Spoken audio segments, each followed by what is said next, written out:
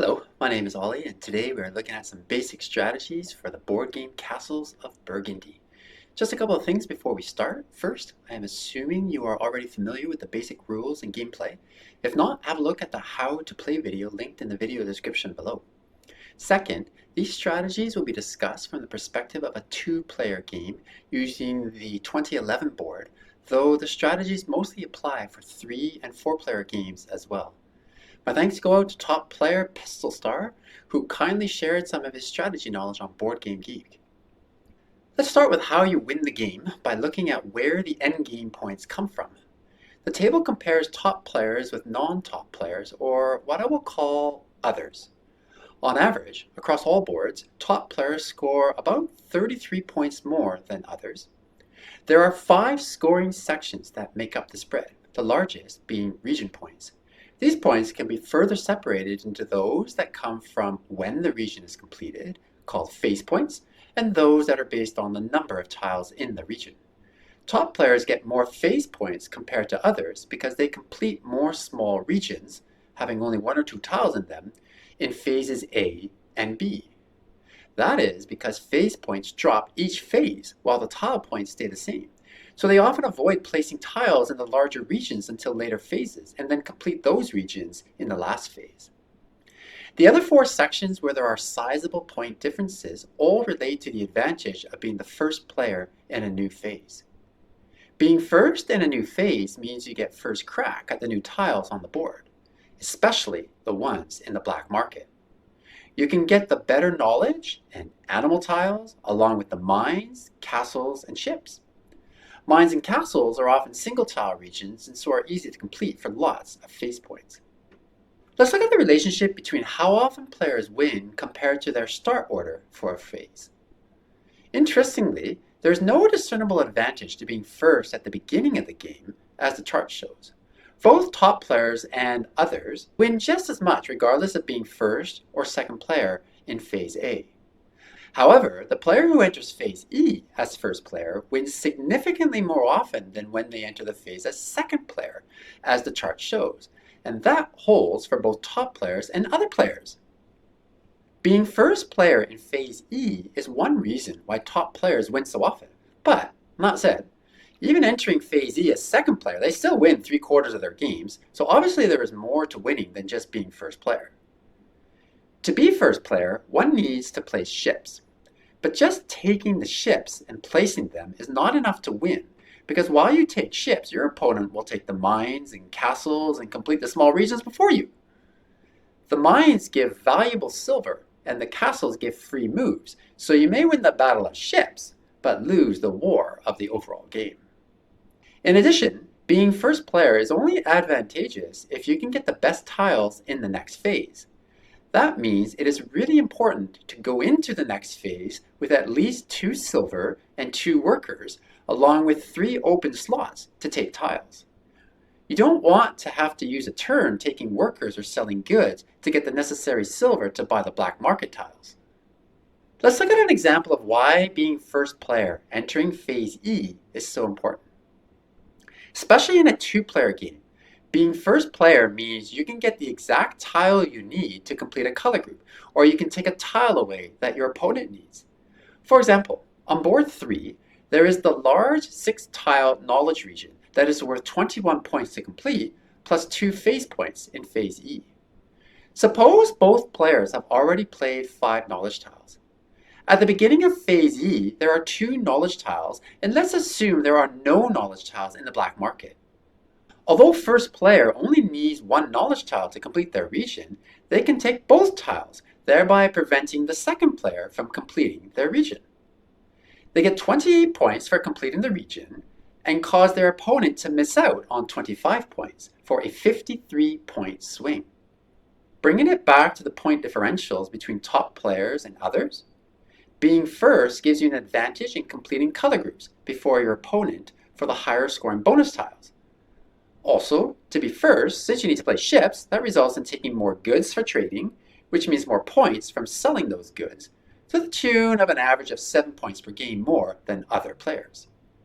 Another strategy that top players focus on relates to what moves they play with their 50 turns. I just mentioned that the focus on being first player means obtaining more goods from playing ships, so top players do a sell goods action more often than others. And since that gives them more silver, they can then buy more tiles.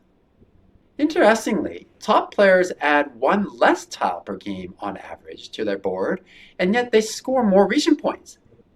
Earlier, I mentioned that that is because they focus on completing small regions early in the game to get more phase points. But it is also because they focus on completing the smaller color groups, which give bonus points at the end of the game.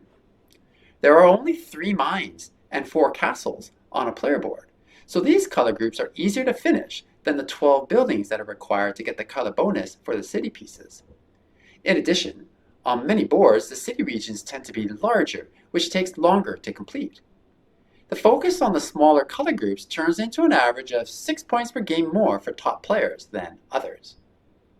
Looking at the breakdown of tiles that are added to the board, we can confirm that top players greatly emphasize mines, castles, and ships, whereas other players go big on buildings. Mines are really important to take in phases A to C in order to get your silver production engine going. Getting silver at the end of the phase means not having to spend a turn selling goods to have enough silver to buy in the black market at the beginning of the next phase. Mines are also usually only single tile regions, so you get lots of phase points by completing them early. Lastly, this is the easiest color group to complete, having only 3 tiles. Castles are great for the ability to take any free action, and just like mines, they are an easy color group to complete as there are only 4 tiles. On most boards, the castles are also just a single tile, meaning you can get lots of phase points if you complete them early. Ships are really important to claim, as discussed earlier, because of the advantage of being first player in a phase. For most boards, if I have the first move of the game, my preference is to take the mine and ship if the dice roll allows for it. If I need to use 2 workers to get the mine, then I will take the ship and either a castle or knowledge tile, depending on the board. If there is a really good knowledge tile in the black market, like knowledge tile 15, I might sell goods to buy the tile and get a ship. The point is that it is important to get a ship early on. After the big 3 color groups, it's a toss-up whether to go for animals or knowledge tiles.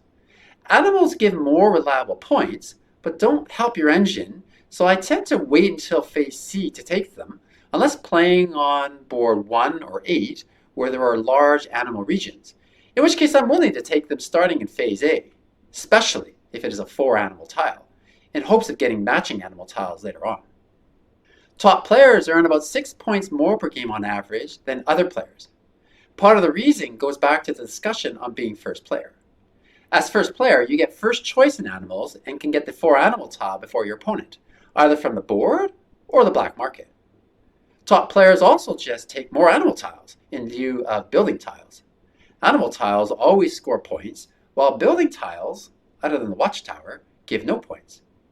A 4 animal tile gives 4 points, just like a watchtower, but is even better because if you place another like animal tile next to it, you can get 6 to 8 points for it. So the points accumulate fast. One point to make about knowledge tiles is to be selective. Economy knowledge tiles, which are those that give additional benefits like silver or workers, have a declining value as the game goes on. They are great to take in phases A and B, but not so useful in phases D and E.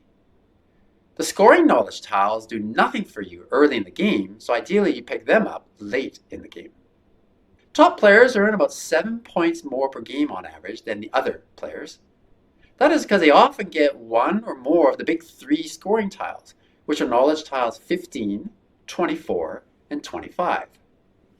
The chart shows how often each knowledge tile is taken, normalized to 10. So, for top players, the top tile is taken twice as often as the 5th most taken tile, which is to say that the top 3 tiles are taken way more often compared to all the other knowledge tiles.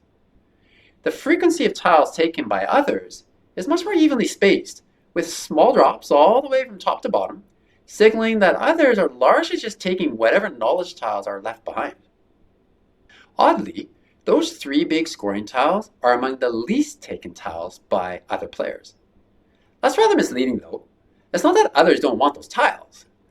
it is that the tiles are taken before they have a chance to do so themselves because the top players are more often first player in a phase, and they immediately take the tile in the first round of that phase when the knowledge tile shows up in the black market.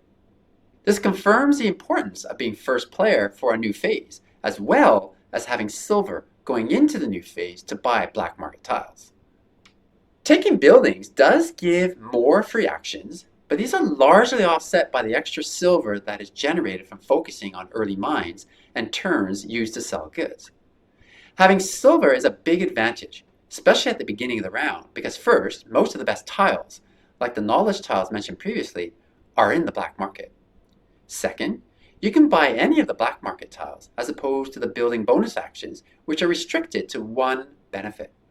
Also, the bonus actions only happen when you add the tile to your board, and often the best tiles have already been taken by then. That makes silver far more flexible. Here are two more disadvantages with buildings. First, 12 tiles are required to complete the color group, making it the hardest one to finish. Second, city regions are often large, making them take longer to be completed, so it is not as easy to get the early phase points from completing a region. In addition, for boards having city regions of 6 to 8 spaces, if you haven't completed the region by the end of phase D, there is a risk that you will not complete the region due to not being able to get the building that you need, either because it doesn't show up in phase E or because your opponent blocks you by taking it. One last thing I want to mention is workers. Top players take workers more often than others do. Some people think that taking workers is a waste of a turn. But having workers means having the ability to take the best tile when it shows up at the beginning of a new phase. Also, it's better to spend a worker to place a tile in a spot that completes a region or opens up 3 more spots than pay 0 workers for a spot that opens nothing. And as for wasting a turn taking workers, one could argue that taking and placing a tile in a region that you will not complete is a waste of turns too. Actually, 2 turns. That's it for now. There's a lot more to cover, such as strategies around individual boards and knowledge tiles, but I'll cover that in another video. Stay tuned, and in the meantime, happy playing!